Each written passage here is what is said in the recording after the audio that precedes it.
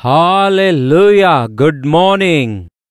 ಮತ್ತೊಂದು ದಿನದಲ್ಲಿ ನಮ್ಮ ಯೇಸುವಿನ ಮಾತಿನೊಂದಿಗೆ ನಮ್ಮ ಜೀವಿತ ದಿನಗಳಲ್ಲಿ ಈ ದಿನ ಒಂದು ಪ್ರತ್ಯೇಕವಾದ ದಿನವೆಂದು ಪರಿಗಣಿಸಬೇಕು. ಶುಕ್ರವಾರ ಅಲ್ಲವೇ ಈ ದಿನ ಉಪವಾಸ ಪ್ರಾರ್ಥನೆಗೆ ಕೂಡಿ ಬರಬೇಕು ಎಂದು ಈ ದಿನ ಹೇಳಿದಾಗ ಉದಯ ಕಾಲದಲ್ಲಿಯೇ ನಾವು ಅದಕ್ಕಾಗಿ ಸಿದ್ಧರಾಗಬೇಕು. ಈ ದಿನ ಶುಕ್ರವಾರವೋ, ಈ ದಿನ ಭಾನುವಾರವೋ ಅಯ್ಯೋ ಎನ್ನುವ ರೀತಿಯಲ್ಲಿ ಈ ದಿನ ವಿಶ್ವಾಸಿಗಳಿರೋದು ಬಹಳ ವಿಷಾದಕರವಾಗಿದೆ. ಅನೇಕ ವಿಷಯಗಳಲ್ಲಿ ನಿಮ್ಮ ಸ್ವಂತ ಕಾರ್ಯಗಳ ಕುರಿತು ನೀವು ಜ್ಞಾಪಕದಲ್ಲಿಟ್ಕೊಳ್ತೀರಿ, ಆದರೆ ದೇವರ ಕಾರ್ಯಗಳನ್ನು, ದೇವರ ಸನ್ನಿಧಿಯಲ್ಲಿ ಕಾಲ ಕಳೆಯುವ ವಿಷಯಗಳನ್ನು ನೆನಪಿನಲ್ಲಿಟ್ಕೊಳ್ಳೋದನ್ನು ಮರೆಯುತ್ತಾರಲ್ಲವೇ?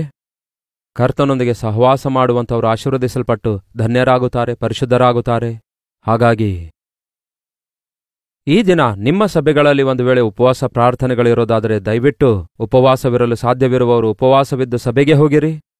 ಹಾಫ್ ಡೇ ಅಥವಾ ಫುಲ್ ಡೇ ಉಪವಾಸವಿರಿ. ಕೆಲವರು ವಾಟರ್ ಫಾಸ್ಟಿಂಗ್ ಅನ್ನುತ್ತಾರೆ, ಕೆಲವರು ಅಲ್ಪ ಆಹಾರ ಫಾಸ್ಟಿಂಗ್ ಅನ್ನುತ್ತಾರೆ, ವೆಜಿಟೇಬಲ್ಸ್ ತಿನ್ನುವುದರ ಫಾಸ್ಟಿಂಗ್ ಅನ್ನುತ್ತಾರೆ. ಯಾವುದೇನೇ ಆಗಿರಲಿ, ಏನೋ ನಾವು ಹೊಟ್ಟೆ ಹಸುವೆಂದಿರುವುದು ದೇವರಿಗೆ ಇಷ್ಟವಿಲ್ಲ. ಆದರೆ ನಮ್ಮ ಮನಸ್ಸು ದೇವರ ಮೇಲೆ ಕೇಂದ್ರೀಕೃತವಾಗಿರುವುದಕ್ಕಾಗಿ ನಾವು ಮತ್ತಷ್ಟು ಹೆಚ್ಚು ಭಾರವುಳ್ಳವರಾಗಿ ಪ್ರಾರ್ಥಿಸುವುದು ಮೇಲುಕರವಾಗಿದೆ. ವಾರಕ್ಕೆ 1 ದಿನ 2 ದಿನ ಪ್ರಾರ್ಥನೆಗೋಸ್ಕರ ಪ್ರತ್ಯೇಕಿಸಿಡುವಂಥದ್ದು ಪ್ರತಿ ವಿಶ್ವಾಸಿಗೆ ಎಷ್ಟೋ ಒಳ್ಳೆಯದಾಗಿರುತ್ತೆ. ಬನ್ನಿ ಚಿಕ್ಕ ಪ್ರಾರ್ಥನೆ ಮಾಡಿಕೊಳ್ಳೋಣ. ಪರಿಶುದ್ಧ ದೇವರೇ, ನಿಮಗೆ ವಂದನೆಗಳು. ಪ್ರಾರ್ಥನೆಯ ಪ್ರಾಮುಖ್ಯತೆಯನ್ನು, ಪ್ರಾರ್ಥನೆಯ ಫಲಿತಾಂಶವನ್ನು ನಾವು ಅರಿತುಕೊಳ್ಳುವ ಹಾಗೆ ನಮ್ಮೆಲ್ಲರೊಂದಿಗೆ ಮಾತಾಡಿರೆಂದು ಕ್ರಿಸ್ತನ ನಾಮದಲ್ಲಿ ಬೇಡುತ್ತೇನೆ ತಂದೆಯೇ, ಆಮೇನ್. ದೇವರಿಗೆ ಸ್ತೋತ್ರ. ನಿಮ್ಮ ಬೈಬಲನ್ನು ದಿನಾಲೂ ಓದುತ್ತಾ ಇದ್ದೀರಾ? ಒಂದು ಹೊಸ ಸಂದೇಶ ನಿಮಗೆ ಸಾರಲಾಗುತ್ತೆ, ಆದರೆ ಅಷ್ಟಕ್ಕೆ ಸಾಲೋದಿಲ್ಲ ಪ್ರಿಯರೇ. ನಿಮ್ಮಷ್ಟಕ್ಕೆ ನೀವು ಆಯಾ ಅಧ್ಯಾಯಗಳು, ಆಯಾ ರೆಫರೆನ್ಸ್ಗಳನ್ನು ನೀವು ಮೇಲಿಂದ ಮೇಲೆ ಓದಿ ಧ್ಯಾನಿಸೋದಾದರೆ, ನಾನು ಹೇಳಿದ ವಾಕ್ಯಕ್ಕಿಂತಲೂ ಕರ್ತನಾದ ಪರಿಶುದ್ಧಾತ್ಮ ದೇವರು ನಿಮ್ಮೊಂದಿಗೆ ಮನಸಾರೆ ಮಾತಾಡ್ತಾರೆ, ಪರಿಪೂರ್ಣವಾಗಿ ಮಾತಾಡ್ತಾರೆ. ಯೆಶಾಯನ ಪುಸ್ತಕ 38ನೇ ಅಧ್ಯಾಯ 5ನೇ ವಚನದಿಂದ ಓದುತ್ತಿದ್ದೇನೆ. ನೀನು ತಿರುಗಿ ಹಿಜ್ಕೀಯನ ಬಳಿಗೆ ಹೋಗಿ ಅವನಿಗೆ ಹೀಗೆ ಹೇಳು, ನಿನ್ನ ಪಿತ್ರರ ದೇವರಾಗಿರುವ ದಾವೀದನ ದೇವರು ನಿನಗೆ ಹೇಳುವುದೇನೆಂದರೆ, ನಿನ್ನ ದೇವರು ನಿನಗೆ ಹೇಳುವುದೇನೆಂದರೆ, ನೀನು ಕಣ್ಣೀರಿಡುವುದನ್ನು ನೋಡಿದ್ದೇನೆ, ನಿನ್ನ ಪ್ರಾರ್ಥನೆಯನ್ನು ನಾನು ಅಂಗೀಕರಿಸಿದ್ದೇನೆ. ನೀನು ಕಣ್ಣೀರು ಸುರಿಸುವುದನ್ನು ನಾನು ನೋಡಿದ್ದೇನೆ, ನಿನ್ನ ಪ್ರಾರ್ಥನೆಯನ್ನು ನಾನು ಅಂಗೀಕರಿಸಿದ್ದೇನೆ ಎಂದು ದೇವರು ಹೇಳ್ತಾರೆ. ನೀವು ಕೂಡ ಪ್ರಾರ್ಥಿಸುತ್ತಾ ಇದ್ದೀರಾ? ಕಣ್ಣೀರಿನಿಂದ ಪ್ರಾರ್ಥಿಸ್ತಾ ಇದ್ದೀರಾ? ನಂಬಿಕೆಯಿಂದ ಪ್ರಾರ್ಥಿಸ್ತಾ ಇದ್ದೀರಾ? ಎಡಬಿಡದೆ ಪ್ರಾರ್ಥಿಸುತ್ತಾ ಇದ್ದೀರಾ? ಹಾಗಾದರೆ ಖಂಡಿತವಾಗಿಯೂ ದೇವರು ಕೇಳ್ತಿದ್ದಾರೆ. ನಮ್ಮ ಹೃದಯದಲ್ಲಿರುವ ವೇದನೆಯನ್ನು ಆತನು ನೋಡ್ತಿದ್ದಾನೆ. ಪ್ರಾರ್ಥನೆ ಅನ್ನುವಾಗ ಕೇವಲ ಕೆಲವೊಂದು ಮಾತುಗಳನ್ನು ಹೇಳಿಕೊಳ್ಳೋದಲ್ಲ, ಪರಲೋಕಕ್ಕೆ ನಾವು ಕನೆಕ್ಟ್ ಆಗುವಂಥದ್ದಾಗಿದೆ. ನಮ್ಮ ಹೃದಯ ದೇವರ ಮುಂದೆ ಹೊಯ್ದುಕೊಳ್ಳುವಂಥದ್ದಾಗಿದೆ. ಇಲ್ಲಿ ಹಿಜ್ಕೀಯನಿಗೆ ಸ್ಕ್ಯಾನಿಂಗ್ ರಿಪೋರ್ಟ್ ಬಂದಿತಂತೆ. ಈ ಕಾಲದಲ್ಲಿ ನಮಗೆ ಹೇಳಲು ಪ್ರವಾದಿಗಳಿಲ್ವಲ್ಲ? ಪ್ರವಾದಿ ಬಂದು ನೀವು ಕ್ಯಾನ್ಸರಿಂದ ಸಾಯ್ತೀರಿ, ಇಲ್ಲವೇ ಟಿಬಿಯಿಂದ ಸಾಯ್ತೀರಿ, ಅಥವಾ ಹಾರ್ಟ್ ಅಟ್ಯಾಕ್ ಬಂತು, ನಿಮ್ಮ ಕತೆ ಮುಗಿದೋಯ್ತು ಎಂದು ಈ ದಿನಗಳಲ್ಲಿ ಬೇರೆ ಯಾರೋ ಪ್ರವಾದಿಗಳು ಬಂದು ಹೇಳುವ ಅಗತ್ಯವಿಲ್ಲದಂತೆ ಈ ದಿನ ನಾವು ಟೆಸ್ಟ್ ಮಾಡಿಸಿಕೊಳ್ಳಲು ಹೋದರೆ ನಮ್ಮ ಮೆಡಿಕಲ್ ರಿಪೋರ್ಟ್ಸ್, ನಮ್ಮೊಳಗೆ ಇರುವ ರೋಗ ಏನೆಂದು, ಅದರ ಮೇರೆಗೆ ಡಾಕ್ಟರ್ಸ್ ಕೊಡುವ ಸ್ಟೇಟ್ಮೆಂಟ್ಗಳು, ಅದರ ಮೇರೆಗೆ ಡಾಕ್ಟರ್ ಹೇಳುವ ವಿಷಯಗಳು, ಇವರಿಗಿರುವ ಕ್ಯಾನ್ಸರ್ 4th ಸ್ಟೇಜಲ್ಲಿದೆ, ಇನ್ನು ಇವರು ಬದುಕುವಂಥದ್ದು ಕಷ್ಟ, ಕೆಲವೇ ದಿನಗಳವರೆಗೂ ಬದುಕುತ್ತಾರೆ ಎಂದು ಹೇಳ್ತಾರಲ್ಲವೇ? ಸಡನ್ನಾಗಿ ಇವರಿಗೆ ಶರೀರದಲ್ಲಿ ರಕ್ತದಲ್ಲಿ ಏರುಪೇರಾಗಿದೆ, ಇಲ್ಲವೇ ಅವರ ವಾಲ್ಸ್ಗಳು ಬ್ಲಾಕ್ ಆಗಿಬಿಟ್ಟಿವೆ, ಬ್ರೇನ್ ನರ್ವ್ಸ್ಗಳಲ್ಲಿ ಕೆಲವೊಂದು ಬ್ಲಾಕ್ಸ್ಗಳಿವೆ. ಅಷ್ಟೇ ಅಲ್ಲ, ಶುಗರ್ ಕೂಡ ಹೈ ಆಗ್ಬಿಟ್ಟಿದೆ, ಕಿಡ್ನಿಯಲ್ಲಿ ಸ್ಟೋನ್ಸ್ಗಳಿವೆ. ಬಹಳ ಪ್ರಮಾದ, ಬಹಳ ಅಪಾಯ. ಗರ್ಭಕೋಶದಲ್ಲಿ ಫೈಬ್ರಾಯ್ಡ್ಸ್ಗಳಿವೆ, ಇವರಿಗೆ ಮಕ್ಕಳಾಗೋದಿಲ್ಲ ಎಂದು ಇಂತಹ ರಿಪೋರ್ಟ್ಸ್ಗಳು ಕೆಲವರು ಸಿಗುತ್ತಾ ಇರುತ್ತೆ. ನಾವು ಸಡನ್ ಆಗಿ ಚೆಕಪ್ಗೆ ಹೋದರೆ ನನಗೆಲ್ಲವೂ ಚೆನ್ನಾಗಿದೆ, ಯಾವ ರೋಗ ಇಲ್ಲ ಎಂಬ ರಿಪೋರ್ಟ್ ಬಂದಿದೆ ಎಂದು ಹೇಳುವವರು ಯಾರೂ ಇಲ್ಲ. ಖಚಿತವಾಗಿಯೂ ನಾನು 100% ಹೆಲ್ದಿಯಾಗಿದ್ದೇನೆ ಎಂದು ಹೇಳುವಂಥವನು ಒಂದು ವೇಳೆ ಆ ದಿನಕ್ಕೆ ಇರಬಹುದೇನೋ, ಆದರೆ ನೆಕ್ಸ್ಟ್ ವೀಕ್ನಲ್ಲಿ ಮತ್ತೆ ಚೆಕಪ್ಗೆ ಹೋದರೆ ರಿಪೋರ್ಟ್ ಬೇರೆ ಬರುತ್ತೆ. ಇಂತಹ ಸಮಯದಲ್ಲಿ ನಾವೇನ್ ಮಾಡಬೇಕು? ಡಾಕ್ಟರ್ ಸರ್ಜರಿ ಮಾಡಬೇಕನ್ನುತ್ತಾರೆ, ಟ್ರೀಟ್ಮೆಂಟ್ ತೆಗೆದುಕೊಳ್ಬೇಕು, 3 ವಾರ ಔಷಧಿ ಬಳಸಬೇಕನ್ನುತ್ತಾರೆ. ಇದಕ್ಕಿಷ್ಟು ಖರ್ಚಾಗುತ್ತೆ, ಇಷ್ಟು ದುಡ್ಡು ಖರ್ಚಾಗುತ್ತೆ, ಆದರೂ ನಾವು ಗ್ಯಾರಂಟಿ ಕೊಡಲ್ಲ ಎಂದು ಏನೇನೋ ಮಾತಾಡ್ತಾರೆ. ಅಂಥ ರಿಪೋರ್ಟ್ಗಳನ್ನೆಲ್ಲ ನೋಡುತ್ತಾ ಎಷ್ಟೋ ಗೊಂದಲಕ್ಕೆ, ಗಲಿಬಿಲಿಗೆ, ಕಳವಳಕ್ಕೆ ಒಳಗಾಗ್ತಾರೆ ಮನುಷ್ಯರು. ಕೆಲವು ಸಾರಿ ಡಾಕ್ಟರ್ ಅವರ ಪಾದ ಹಿಡ್ಕೊಂಡು ಬದುಕಿಸಿರಯ್ಯ, ನನ್ನ ಮಗನಿಗೆ ಬದುಕಿಸಿರಿ ಎಂದು ಬೇಡಿಕೊಳ್ಳಲು ಆರಂಭಿಸುತ್ತಾ ಇರ್ತಾರೆ. ಒಂದು ವಿಷಯ ನೆನಪಿನಲ್ಲಿಟ್ಕೊಳ್ಬೇಕು, ನಾವು ದೇವರ ಮಕ್ಕಳಾಗಿರೋದಾದ್ರೆ ನಿಮ್ಮೊಳಗೆ ಒಂದು ಅನಾರೋಗ್ಯದೆ ಎಂದು ತಿಳ್ಕೊಳ್ಳುವಾಗ, ನಿಮಗೊಂದು ವಿಪತ್ತುಂಟಾಗಿದೆ ಎಂದು ಅರಿತುಕೊಳ್ಳುವಾಗ, ಬಹಳ ಸಿವಿಯರ್ ಕಂಡೀಷನ್ನಲ್ಲಿ ನಿಮ್ಮ ಹೆಲ್ತ್ ಕಂಡೀಷನ್ ಇದೆ ಎಂದು ಗೊತ್ತಾದಾಗ, ಇಲ್ಲವೇ ನಿಮಗೆ ತಿಳಿಯಪಡಿಸಲಾದಾಗ, ನೀವು ಲೋಕದವರಂತೆ ಕುಗ್ಗಿ ಹೋಗುವ ಅಗತ್ಯತೆ ಇಲ್ಲ. ಯೆಶಾಯ ಬಂದು ಹೇಳ್ತಾನೆ ಹಿಜ್ಕೀಯನಿಗೆ, ನೀನು ಮರಣ ಹೊಂದಬೇಕಾಗಿದೆ, ನಿನ್ನ ಮನೆಯ ವ್ಯವಸ್ಥೆ ಮಾಡಿಕೋ ಎಂಬುದಾಗಿ. ನಿನ್ನ ಲೈಫ್ ಮುಗ್ದೋಯ್ತು, ಇನ್ನಷ್ಟೇ ಹಿಜ್ಕೀಯ, ಇನ್ನು ನಿನ್ನ ಜೀವಿತ ಮುಗೀತು, ಸಾಯುತ್ತಾ ಇದ್ದಿ, ಏನ್ ಮಾಡಬೇಕು ಮಾಡಿ ಮುಗಿಸಿಕೋ ಅನ್ನುತ್ತಾನೆ. ಹಾಗೆ ಹೇಳಿ ಹೊರಟೋಗ್ತಾನೆ. ಹಾಗೆ ಯೆಶಾಯ ಹೋಗುವಾಗ ಹಿಜ್ಕೀಯ ಏನ್ ಮಾಡ್ತಾನೆ ನೋಡಿ. ಹಾಗಾದ್ರೆ 3ನೇ ವಚನದಲ್ಲಿ, ಅವನು ತನ್ನ ಮುಖವನ್ನು ಗೋಡೆಯ ಕಡೆಗೆ ತಿರುಗಿಸಿಕೊಂಡು, ಯೆಹೋವನೇ, ನಾನು ಯಥಾರ್ಥ ಹೃದಯವುಳ್ಳವನಾಗಿ, ಏನಂತೆ ಯಥಾರ್ಥ ಹೃದಯವುಳ್ಳವನಾಗಿ ಸತ್ಯದಿಂದ ನಿಮ್ಮ ಸನ್ನಿಧಿಯಲ್ಲಿ ನಾನು ಹೇಗೆ ನಡೆದುಕೊಂಡೆನೋ, ನಿನ್ನ ದೃಷ್ಟಿಗೆ ಅನುಕೂಲವಾಗಿ ನಾನು ಸಮಸ್ತವನ್ನು ಹೇಗೆ ನಡೆಸಿದ್ದೇನೆ ಎಂಬುದಾಗಿ ನಿನ್ನ ಕೃಪೆಯಿಂದ ಜ್ಞಾಪಕ ಮಾಡಿಕೋ ಎಂಬುದಾಗಿ ಹಿಜ್ಕೀಯ ಕಣ್ಣೀರು ಸುರಿಸುತ್ತಾ ಯೆಹೋವನಿಗೆ ಪ್ರಾರ್ಥಿಸಿದನಂತೆ. ಒಂದು ಮಾತಲ್ಲಿ ಹೇಳಬೇಕಾದ್ರೆ, ದೇವರೇ ನನ್ನ ಮೇಲೆ ಕೃಪೆ ತೋರಿಸು ಅನ್ನುತ್ತಾನೆ. ನಿನ್ನ ಕೃಪೆಯಲ್ಲಿ ನನ್ನನ್ನು ಜ್ಞಾಪಕ ಮಾಡಿಕೋ ಅನ್ನುತ್ತಾನೆ.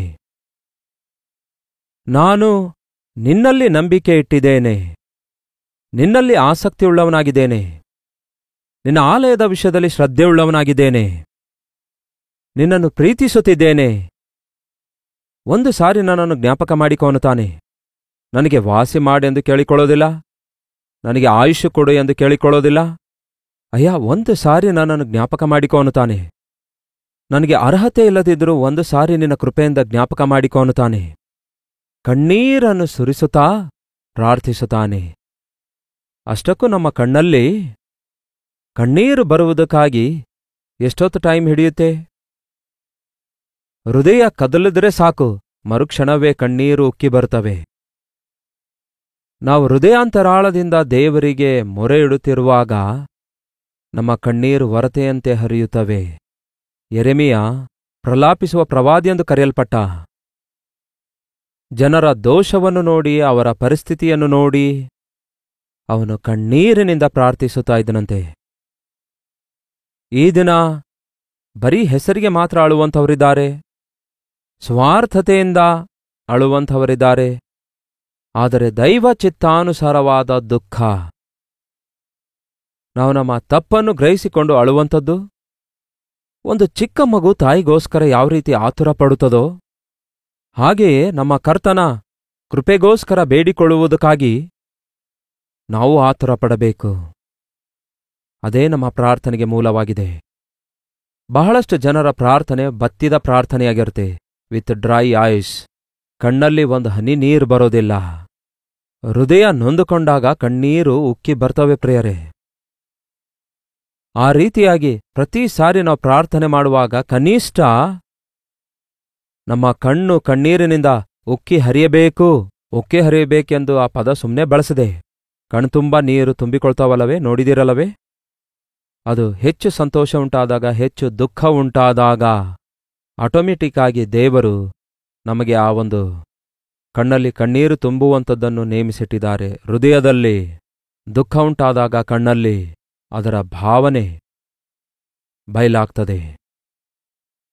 ಯಾಕೆಂದರೆ ಯೇಸುವಿನ ನಿಕಟತೆಗೆ ಹೋದಾಗ ಕೆಲವೊಂದು ಸಾರಿ ಕೃತಜ್ಞತೆಯೊಂದಿಗೆ, ನನ್ನಂಥವನನ್ನು ದೇವರೇ ಎಷ್ಟು ಪ್ರೀತಿಸಿದೆಯಲ್ಲವೇ, ನನ್ನಂಥವನಿಗೆ ಎಷ್ಟು ದಯ ತೋರಿಸಿ ಎಷ್ಟು ಉಪಕಾರಗಳನ್ನು ಮಾಡಿದೆಯಲ್ಲವೇ ಎಂಬ ಸಂತೋಷದಿಂದ ಆತನಿಗೆ ಆರಾಧಿಸುತ್ತಿರುವಾಗ ಆನಂದ ಬಾಷ್ಪಾದು ಸುರಿಯುತ್ತವೆ. ದೇವರ ಸನ್ನಿಧಿಗೆ ಹೋದಾಗ ನಮ್ಮ ರಹಸ್ಯ ಪಾಪಗಳು ಗೊತ್ತಾಗ್ತವೆ. ನಮ್ಮ ಭವಿಷ್ಯ ಏನೆಂದು ನಮಗೆ ಅರ್ಥ ಆಗೋದ್ರಿಂದ ನಮ್ಮ ಸ್ಥಿತಿಯನ್ನು ನಾವು ನೋಡಿಕೊಳ್ಳುವಾಗ ನಾವು ಪಶ್ಚಾತ್ತಾಪ ಪಡುವುದಕ್ಕಾಗಿ ಸಿದ್ಧರಾಗುತ್ತೇವೆ. ದೈವ ಚಿತ್ತಾನುಸಾರವಾದ ದುಃಖ ಉಂಟಾದಾಗ ಕಣ್ಣಲ್ಲಿ ನೀರು ಬರ್ತದೆ. ಇಲ್ಲಿ ಹಿಜ್ಕೀಯನಿಗೆ ದೇವರು ಹೇಳ್ತಾರೆ, ಹಿಜ್ಕೀಯನೇ, ನಾನು ನಿನ್ನ ಕಣ್ಣೀರನ್ನು ನೋಡಿದ್ದೇನೆ ಅನ್ನುತ್ತಾರೆ. ಏನನ್ನು ಮೊದಲು ನೋಡಿದರಂತೆ? ನೀನು ಕಣ್ಣೀರು ಸುರಿಸುವುದನ್ನು ನೋಡಿದ್ದೇನೆ ಅನ್ನುತ್ತಾರೆ. ನೀನು ನಿಜವಾಗ್ಲೂ ನನಗೆ ಮೊರೆ ಇಡ್ತಾ ಇದ್ದಿ. ವಾಡಿಕೆಯ ಪ್ರಕಾರ ಮೊರೆ ಇಡ್ತಾ ಇಲ್ಲ, ಆಚಾರದಂತೆ ಪ್ರಾರ್ಥಿಸುತ್ತಾ ಇಲ್ಲ. ನೀನದೇನೋ ಒಂಥರ ಯಾಕೆ ನನಗೆ ಆಶೀರ್ವದಿಸ್ತಾ ಇಲ್ಲ ದೇವರೇ ಎಂದು ಬೆದರಿಸುವಂತೆ ನನಗೆ ಕೇಳುತ್ತಾ ಇಲ್ಲ. ನಿನ್ನ ಆಲೆ ಕಟ್ಟಿಸಿದೇನಲ್ಲವೇ, ನಿನಗೋಸ್ಕರ ಅದನ್ನು ಮಾಡಿದೇನಲ್ಲವೇ, ಇದನ್ನು ಮಾಡಿದೇನಲ್ಲವೇ, ನನಗೆ ವಾಸಿ ಮಾಡೋದಿಲ್ವೇ? ಈ ದಿನಗಳಲ್ಲಿ ಹೀಗೆ ಕೆಲವರು ಪ್ರಾರ್ಥಿಸ್ತಾರಲ್ಲವೇ? ನೀವು ಕೃತಜ್ಞತೆಯಿಂದ ದೇವರ ಸನ್ನಿಧಿಗೆ ಹೋಗಬೇಕು. ಕುಗ್ಗಿದ ಹೃದಯದೊಂದಿಗೆ ದೇವರ ಸನ್ನಿಧಿಗೆ ಹೋಗಬೇಕು. ಯಾರೇ ಆಗಿರಲಿ ಪ್ರಿಯರೇ, ಕುಗ್ಗಿ ಹೋದ ಹೃದಯದಿಂದ ಕರ್ತನಿಗೆ ನಾವು ಮೊರೆ ಇಡುವಾಗ ಕುಗ್ಗಿ ಹೋದ ಹೃದಯ ಆತನು ಎಂದಿಗೂ ನಿರ್ಲಕ್ಷ್ಯ ಮಾಡೋದಿಲ್ಲ. ನಿಮಗೆ ಅರ್ಹತೆ ಇಲ್ಲದಿದ್ರೂ ಕೂಡ, ನಿಮಗೆ ಯೋಗ್ಯತೆ ಇಲ್ಲದಿದ್ರೂ ಕೂಡ, ನಿಮ್ಮ ಆಯುಷ್ಯ ಮುಕ್ತಾಯವಾದ್ರೂ ಕೂಡ, ಮರಣಕರವಾದ ರೋಗದಿಂದ ನಿಮಗೆ ಸ್ವಸ್ಥತೆ ಇಲ್ಲ ಎಂದು ಎಷ್ಟೇ ಜನ ಹೇಳಿದ್ರೂ ಕೂಡ, ಅದೇ ನಿಜ ಎಂಬುದಾಗಿ ಕಾಣಿಸಿದ್ರೂ ಕೂಡ, ನೀವು ದೇವರ ಸನ್ನಿಧಿಯಲ್ಲಿ ಕೃತಜ್ಞತೆಯುಳ್ಳವರಾಗಿ ದೇವರಿಗೆ ಮಾಡಿದ ಮೊರೆ ಆತನು ಕೇಳ್ತಾನೆ. ನೀನು ಕಣ್ಣೀರು ಸುರಿಸುವುದನ್ನು ನೋಡಿದ್ದೇನೆ, ನಿನ್ನ ಪ್ರಾರ್ಥನೆ ನಾನು ಅಂಗೀಕರಿಸಿದ್ದೇನೆ. ಹಾಲೆಲೂಯಾ! ಪ್ರಾರ್ಥನೆ ಕೇಳಿದ್ದೇನೆ ಎಂದು ದೇವರು ಹೇಳ್ತಿಲ್ಲ. ಎಲ್ಲಾ ಪ್ರಾರ್ಥನೆಗಳನ್ನು ದೇವರು ಕೇಳ್ತಾರೆ. ಆದರೆ ಎಲ್ಲಾ ಪ್ರಾರ್ಥನೆಗಳು ಅಂಗೀಕಾರಕ್ಕೆ ಅರ್ಹತೆಯುಳ್ಳವುಗಳಾಗಿರೋದಿಲ್ಲ. ನೋಡಿ, ಬಹಳ ಕಡೆಗೆ ನಾವು ಅರ್ಜಿ ಮನವಿಗಳನ್ನು ಆಫೀಸ್ಗಳಲ್ಲಿ ಕೊಡ್ತಾ ಇರ್ತೇವೆ. ಅಲ್ಲಿ ಬಹಳ ಮನವಿಯ ಪತ್ರಗಳಿರ್ತವೆ, ಆದರೆ ಅಧಿಕಾರಿಗಳು ಅವೆಲ್ಲ ಲೆಕ್ಕಿಸೋದಿಲ್ಲ. ಅಧಿಕಾರಿಗಳು ಅದರಲ್ಲಿ ಏನೋ ಒಂದೆರಡನ್ನು ಸೆಲೆಕ್ಟ್ ಮಾಡಿಕೊಳ್ತಾರೆ, ಅವರನ್ನೇ ಆರಿಸಿಕೊಳ್ತಾರೆ. ಅದಕ್ಕೆ ಓಕೆ ಗ್ರಾಂಟೆಡ್, ಲೋನ್ ಅಪ್ಲೈ ಮಾಡಿದ್ದೀರಿ, ಬಹಳ ಕಡೆ ಅಪ್ಲೈ ಮಾಡಿದಿರಿ, ಎಲ್ಲರೂ ಕೊಡದೇ ಇರಬಹುದೇನೋ, ಒಂದು ಕಡೆ ಗ್ರಾಂಟೆಡ್ ಅನ್ನುತ್ತಾರಲ್ಲವೇ, ಅದೇ ಅಂಗೀಕಾರ. ದೇವರು ಎಲ್ಲರ ಪ್ರಾರ್ಥನೆ ಲಾಲಿಸುತ್ತಿದ್ದಾರೆಂದ್ರೆ ಎಲ್ಲರ ಪ್ರಾರ್ಥನೆ ಕೇಳ್ತಿದ್ದಾರೆ. ಪ್ರಾರ್ಥನೆ ಕೇಳುವಂಥದ್ದು ಒಂದು ಭಾಗ, ಆ ಪ್ರಾರ್ಥನೆಯನ್ನು ಅಂಗೀಕರಿಸುವಂಥದ್ದು ಅಂದರೆ ಆ ಪ್ರಾರ್ಥನೆ ವಿಜ್ಞಾಪನೆಯನ್ನು ನೆರವೇರಿಸುವಂಥದ್ದು ಇನ್ನೊಂದು ಭಾಗ ಆಗಿದೆ. ದೇವರ ಚಿತ್ತಾನುಸಾರವಾಗಿ ನಾವು ಪ್ರಾರ್ಥಿಸುವಾಗ, ಆತನು ಮಹಿಮೆಯಾಗುವ ಹಾಗೆ ನಾವು ಪ್ರಾರ್ಥಿಸುವಾಗ, ದೇವರ ನಾಮವನ್ನೇ ಹೆಚ್ಚಿಸಿ ಸ್ತುತಿಸಿ ನಾವು ಪ್ರಾರ್ಥನೆ ಮಾಡುತ್ತಾ ಇರುವಾಗ, ಆತನ ಮೇಲೆ ಪೂರ್ತಿಯಾಗಿ ಆಧಾರವಾಗಿದ್ದು ನಂಬಿಕೆಯಿಂದ ಪ್ರಾರ್ಥಿಸುವಾಗ ಖಂಡಿತವಾಗಿಯೂ ನಮ್ಮ ಪ್ರಾರ್ಥನೆ ಅಂಗೀಕರಿಸುತ್ತಾರೆ. ಅಪನಂಬಿಕೆಯಿಂದ ಪ್ರಾರ್ಥಿಸುವ ಪ್ರಾರ್ಥನೆಗಳು ವಿಲ್ ನಾಟ್ ಬಿ ಗ್ರಾಂಟೆಡ್, ಅಂಗೀಕರಿಸಲ್ಪಡೋದಿಲ್ಲ. ಕುಯುಕ್ತಿಯಿಂದ ಮಾಡಿದಂತಹ ಪ್ರಾರ್ಥನೆಗಳು, ಭೋಗಗಳಿಗೋಸ್ಕರ ಮಾಡುವ ಪ್ರಾರ್ಥನೆಗಳು, ಪೈಪೋಟಿಯಿಂದ ಮಾಡುವ ಪ್ರಾರ್ಥನೆಗಳು, ಆಚಾರದ ಪ್ರಾರ್ಥನೆಗಳು ದೇವರು ಉತ್ತರಿಸೋದಿಲ್ಲ. ಅವುಗಳ ಉತ್ತರ ಬರ್ತಾ ಇಲ್ಲ ಅಂತ ಹೇಳೋದಾದರೆ ದೇವರು ಅವುಗಳನ್ನು ಅಂಗೀಕರಿಸ್ತಾ ಇಲ್ಲ. ಹೃದಯಾಂತರಾಳದಿಂದ ಮಾಡುವ ಪ್ರಾರ್ಥನೆ ದೇವರ ಸನ್ನಿಧಿಗೆ ನೇರವಾಗಿ ಹೋಗುತ್ತೆ. ಯಸ್, ಐ ಗ್ರಾಂಟೆಡ್ ಅನ್ನುತ್ತಾರೆ. ದೇವರು ಹೇಳ್ತಾರೆ, ನಿನ್ನ ಕಣ್ಣೀರನ್ನು ನೋಡಿ ನಿನ್ನ ಪ್ರಾರ್ಥನೆಯನ್ನು ಅಂಗೀಕರಿಸಿದ್ದೇನೆ ಮತ್ತು 15 ವರ್ಷ ಆಯುಷನ್ನು ನಿನಗೆ ಕೊಡುತ್ತೇನೆ ಅನ್ನುತ್ತಾರೆ. ಒಂದು ದಿನ, ಒಂದು ವಾರ, ಒಂದು ತಿಂಗಳು, ಒಂದು ವರ್ಷ ಹೆಚ್ಚಿಗೆ ಕೊಡು ದೇವರೇ ಎಂದು ಮ್ಯಾಕ್ಸಿಮಮ್ ಆಗಿ ಕೇಳ್ತೇವೆ. ನನಗೊಂದು ವರ್ಷ ಆಯುಷನ್ನು ಹೆಚ್ಚಿಸು ಎಂದು ಹೇಳಲಿಲ್ಲ ಹಿಜ್ಕೀಯ. ನನ್ನನ್ನು ಬದುಕಿಸು ಎಂದು ಕೂಡ ಪ್ರಾರ್ಥಿಸಲಿಲ್ಲ. ದೇವರಿಗೆ ನಮಗೇನು ಕೊಡಬೇಕೆಂದು ಚೆನ್ನಾಗಾತನಿಗೆ ಗೊತ್ತು, ನಾವು ಹೇಳುವ ಅಗತ್ಯವಿಲ್ಲ. ದೇವರೇ ನನ್ನ ಸಂಬಳ ಹೆಚ್ಚಾಗುವಂತೆ ಮಾಡು ಎಂದು ಕೆಲವರು ಕೇಳ್ತಾರೆ. ಹೌದಲ್ಲವೇ? ದೇವರೇ ನಮಗೆ ಒಂದು 3 ಬೆಡ್ರೂಮ್ ಹೌಸ್ ದಯಪಾಲಿಸೆಂದು ಬೇಡಿಕೊಳ್ತಾರೆ. ನಮಗೆ ಇಂತಹ ಹೆಸರುಳ್ಳ ವೆಹಿಕಲ್ ದಯಪಾಲಿಸು ಅನ್ನುತ್ತಾರೆ. ದೇವರು ನಿಮಗೆ ಅದಕ್ಕಿಂತಲೂ ಒಳ್ಳೆಯದನ್ನು ಕೊಡಲು ಬಯಸ್ತಾರೆ. ನಿಮಗೇನೋ ದೊಡ್ಡ ಮನೆ ಕೊಡಬೇಕಂದುಕೊಳ್ತಾ ಇದ್ದಾರೆ, ನೀವೇನೋ ಇದೇ ಬಾಡಿಗೆ ಮನೆ ಬಯಸ್ತಾ ಇದ್ದೀರಿ. ಯಾವಾಗಲೂ ನಮ್ಮ ದೇವರು ನಾವು ಬೇಡಿ ಯೋಚಿಸುವುದಕ್ಕಿಂತಲೂ ಅತ್ಯಧಿಕವಾದದ್ದನ್ನು ಕೊಡಲು ಆಶಿಸುವಂತವರಾಗಿದ್ದಾರೆ. ಆತನು ಲೋಕ ಸಂಬಂಧವಾದ ತಂದೆಗಳಂತಲ್ಲ, ಆತನು ಲೋಕ ಸಂಬಂಧವಾದ ವ್ಯಕ್ತಿ ಅಲ್ವಲ್ಲ. ನಿತ್ಯನಾದ ತಂದೆಗೆ ವಿಶಾಲವಾದ ಹೃದಯ ಮತ್ತು ಪ್ರೀತಿಯುಳ್ಳ ದೇವರಾಗಿದ್ದಾರೆ. ಆತನನ್ನು ಪ್ರೀತಿಸುವವರಿಗೋಸ್ಕರ ಆತನು ಸಿದ್ಧ ಮಾಡಿರುವ ಕಾರ್ಯಗಳು ಕಣ್ಣಿಗೆ ಕಾಣಿಸೋದಿಲ್ಲ, ಕಿವಿಗೆ ಕೇಳಿಸೋದಿಲ್ಲ, ಅವುಗಳ ಭಾವನೆ ಹೃದಯಕ್ಕೂ ಗೊತ್ತಾಗಲ್ಲ. ನಾವು ಮಾಡಬೇಕಾದದೆಲ್ಲ ಒಂದೇ, ನಿಮ್ಮ ಅಗತ್ಯತೆಯಲ್ಲ ಒಂದೇ ಮಾತಿನಲ್ಲಿ ಪೂರ್ಣ ಹೃದಯದಿಂದ ಹೊಯ್ದುಕೊಂಡು ನೋಡಿ. ಹನ್ನಳು ದೇವರ ಸನ್ನಿಧಿಗೆ ಹೋಗ್ತಾಳೆ, ನೀರನ್ನೋ ಎಂಬಂತೆ ತನ್ನ ಹೃದಯವನ್ನು ಹೊಯ್ದುಕೊಳ್ಳುತ್ತಾಳೆ. ನನ್ನ ನಿಂದೆ, ನನ್ನ ಅವಮಾನದಿಂದ ಬಿಡಿಸು ದೇವರೇ ಅನ್ನುತ್ತಾಳೆ. ತಕ್ಷಣವೇ ದೇವರು ಉತ್ತರಿಸುತ್ತಾರೆ, ಮುಂದಿನ ವರ್ಷನಷ್ಟೊತ್ತಿಗೆ ನಿನಗೆ ಒಬ್ಬ ಮಗನಾಗುತ್ತಾನೆಂದು. ಎಸ್, ದೇವರು ನಿಮ್ಮ ವಿಜ್ಞಾಪನೆ ಕೇಳದೇ ಇರುವುದಾದರೆ ನೀವು ನಂಬಿಕೆಯಿಂದ ಮಾಡ್ತಾ ಇಲ್ಲ ಎಂದರ್ಥ. ನೀವು ಕಣ್ಣೀರಿನಿಂದ, ಯಥಾರ್ಥ ಹೃದಯದಿಂದ, ದೀನ ಹೃದಯದಿಂದ ದೇವರಿಗೆ ಮೊರೆಯಿಟ್ಟು ನೋಡಿ. ದೇವರು ನೀವು ಬೇಡಿದ್ದಕ್ಕಿಂತಲೂ ಬಹಳ ಅದ್ಭುತ ಕಾರ್ಯ ಮಾಡಬಲ್ಲರು. ಪ್ರಾರ್ಥನೆ ಬಹಳ ಪ್ರಾಮುಖ್ಯ ಆಗಿದೆ ಪ್ರಿಯರೇ. ಉಪವಾಸ ಪ್ರಾರ್ಥನೆಯಲ್ಲಿ ನಾವು ಮಾಡುವ ಪ್ರಾರ್ಥನೆಗಳಿಗೆ ಎಲ್ಲರೂ ಸೇರಿ ಮಾಡುವ ಪ್ರಾರ್ಥನೆ, ನಾನೊಬ್ಬನೇ ಎಂದು ಹೇಳ್ತಾ ಇಲ್ಲ, ನಾವೆಲ್ಲರೂ ಸೇರಿ ಮಾಡುವಂತಹ ಪ್ರಾರ್ಥನೆ ಅದ್ಭುತವಾದ ಉತ್ತರ ತರುತ್ತಾ ಇವೆ. ಈ ದಿನ ನಿಮ್ಮ ಚರ್ಚಸ್ಗಳಲ್ಲಿ ಉಪವಾಸ ಪ್ರಾರ್ಥನೆ ಇರುತ್ತೆ. ನೀವು ಕೂಡ ನಿಮ್ಮ ಸಭೆಗಳಿಗೆ ಹೋಗಿ ನಿಮ್ಮ ವಿಜ್ಞಾಪನೆ ದೇವರಿಗೆ ತಿಳಿಯಪಡಿಸಿರಿ. ಬನ್ನಿ ಪ್ರಾರ್ಥಿಸೋಣ. ಪರಿಶುದ್ಧನೇ, ಪ್ರೀತಿಯುಳ್ಳ ತಂದೆಯೇ, ನಿಮಗೆ ವಂದನೆಗಳು. ನಮ್ಮ ಪ್ರಾರ್ಥನೆ ಕೇಳುವಾತನು, ಕಣ್ಣೀರು ನೋಡುವಾತನು, ನಮ್ಮ ಪರಿಸ್ಥಿತಿ ಅರಿತವನೂ ಆಗಿದ್ದೀರಿ. ನಮ್ಮ ಅವಶ್ಯಕತೆಗಳನ್ನು ತೀರಿಸುವಾತನು ಅದ್ಭುತ ಮಾಡಬೇಕೆಂದು ನಮಗೋಸ್ಕರ ಸಮಸ್ತವನ್ನು ಸಿದ್ಧಪಡಿಸಿಟ್ಟಿರುವ ನಿಮ್ಮ ಅನಂತ ಕಾಲದ ಪ್ರೀತಿ ಮತ್ತು ದೊಡ್ಡ ಶಕ್ತಿಯನ್ನು ನಾವು ನಂಬುವಂತೆ ನಮಗೆ ಸಹಾಯ ಮಾಡಿರಿ. ಈ ದಿನ ಈ ಪ್ರಾರ್ಥನೆಯಲ್ಲಿ ಯಾರ್ಯಾರು ಐಕ್ಯವಾಗಿದ್ದಾರೋ, ಯಾವ ಯಾವ ಪ್ರಾರ್ಥನೆ ವಿಜ್ಞಾಪನೆಗಳು ಯಾರ್ಯಾರ ಹೃದಯದಿಂದ ನಿಮ್ಮ ಸನ್ನಿಧಿಗೆ ಸೇರುತ್ತಿವೆಯೋ ಅವುಗಳನ್ನು ಅಂಗೀಕರಿಸಿರಿ. ಉತ್ತರ ದಯಪಾಲಿಸಿ ನಿಮ್ಮ ಸಾಕ್ಷಿಗಳಾಗಿ ನಿಲ್ಲಿಸಿರೆಂದು ಕ್ರಿಸ್ತನ ನಾಮದಲ್ಲಿ ಬೇಡುತ್ತೇವೆ ತಂದೆಯೇ, ಆಮೇನ್. ತಂದೆಯಾದ ದೇವರ ಪ್ರೀತಿಯು, ಮಗನಾದ ಕ್ರಿಸ್ತನ ಕೃಪೆಯೂ, ಆದರಣೆಕರ್ತನಾದ ಪರಿಶುದ್ಧಾತ್ಮನ ಸಹವಾಸವು ಕೂಡಿ ಬಂದಿರುವ ನಮ್ಮೆಲ್ಲರ ಸಂಗಡ ಇಂದಿಗೂ ಸದಾಕಾಲಕ್ಕೂ ನೆಲೆಯಾಗಿರಲಿ. ಆಮೇನ್. ನಿಮ್ಮ ಪ್ರಾರ್ಥನಾ ಮನವಿ 8939731313 ನಂಬರಿಗೆ ಒಂದು ಟೆಕ್ಸ್ಟ್ ಇಲ್ಲವೇ ವಾಯ್ಸ್ ಮೆಸೇಜ್ ಮೂಲಕ ವಾಟ್ಸಪ್ ಅನ್ನು ಕಳಿಸಿಕೊಡಿರಿ. ಈ ದಿನ ಶುಕ್ರವಾರ ಉಪವಾಸ ಪ್ರಾರ್ಥನೆಯಲ್ಲಿ ಸಭೆಯಾಗಿ ಸೇರಿ ಪ್ರಾರ್ಥಿಸಿರಿ. ದೇವರ ಚಿತ್ತ ಇರುವುದಾದರೆ ಮತ್ತೆ ನಾಳೆ ಭೇಟಿಯಾಗೋಣ. ಅಲ್ಲಿಯವರೆಗೂ ದೇವರ ಮಹಾಕೃಪೆ ನಿಮ್ಮೆಲ್ಲರೊಂದಿಗಿರಲಿ.